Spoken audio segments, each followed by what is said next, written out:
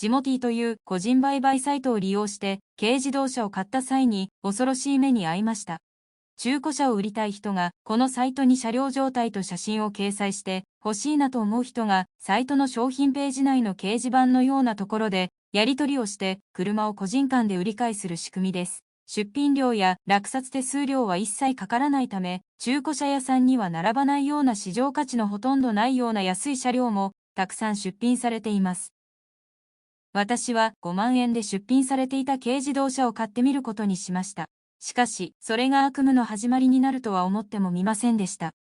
大変なこと。1、出品者の待ち合わせ時間がいい加減で、1日潰れた。地元でのやり取りはスムーズにいき、いよいよ原車確認の日程を決めることになりました。しかし、日取りは決まったものの、何時に会えるかは午後というだけで、当日連絡しますということになり、連絡待ちになりました。軽自動車は同管轄で車庫証明が必要ない地域です。高速道路で1時間かかる距離のため、原車確認して商談成立なら、その場で住民票を渡して車両は引き取り、名義変更は後日、出品者化する約束になっていました。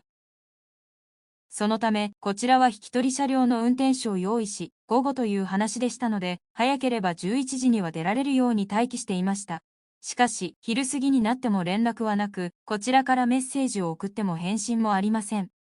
出品者の気が変わって無視されているのだと思い、連絡がないまま、もう4時になってしまったので、取引中止にしますね。と、メッセージを送りました。そうしたら、すぐに、今から大丈夫です。という返信が来ました。我々は、もう諦めていたのですが、せっかく1日潰して待機していたので、しぶしぶ向かうことにしました。この時にやめておけばよかったと、後々後悔することになります。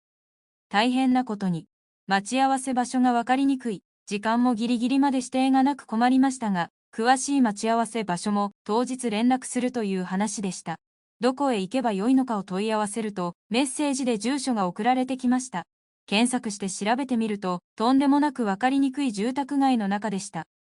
車1台がやっと通れるような狭い道をかいくぐって指定された住所にようやくたどり着くことができました。普通はよそから来る人でもわかりやすいような開けた駐車場のある施設を指定するものでしょうけど、そんな配慮は一切ありませんでした。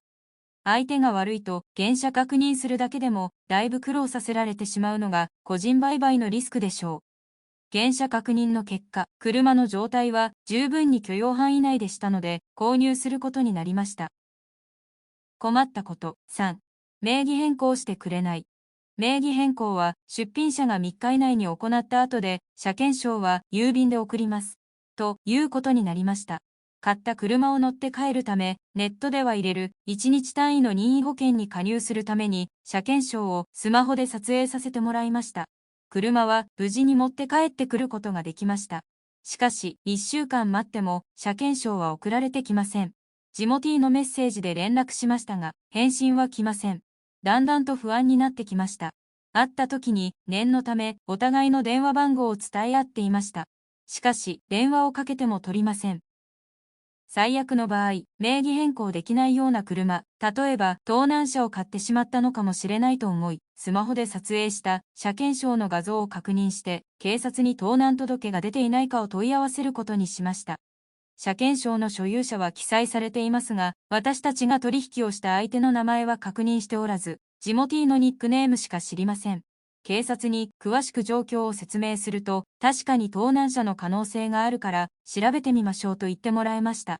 警察の紹介の結果は、今は盗難届は出ていないということでした。最近、個人売買で似たようなケースが増えているから注意するようにと言われました。今後、盗難届が出たら連絡をくれるということになりました。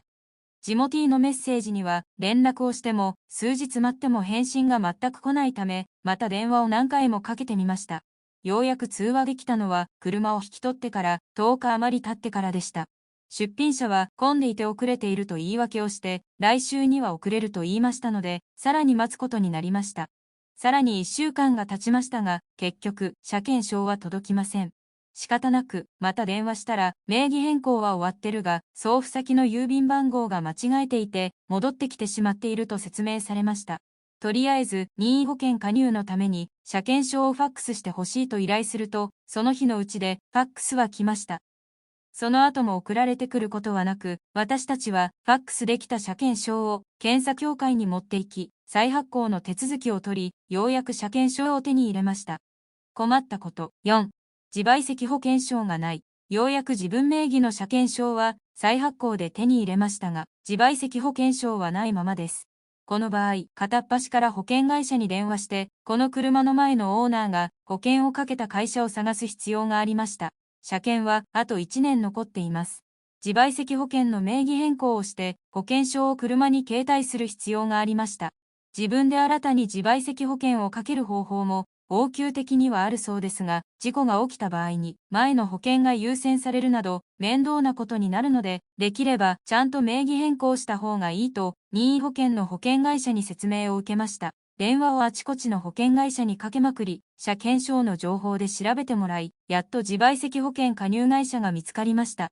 自賠責保険証の名義変更のためには、保険会社の支店に平日に直接行く必要がありました。軽自動車をきちんと自分のものにするだけで、つくづく大変な道のりでした。個人売買では、車の見極めも大事ですが、それ以上に取引相手がきちんとスムーズに約束を守って、最後まで取引してくれるかが大問題でした。待ち合わせの時に感じた嫌な予感は的中しました。時間と労力を無駄に使ってしまって、もうこりごりですね。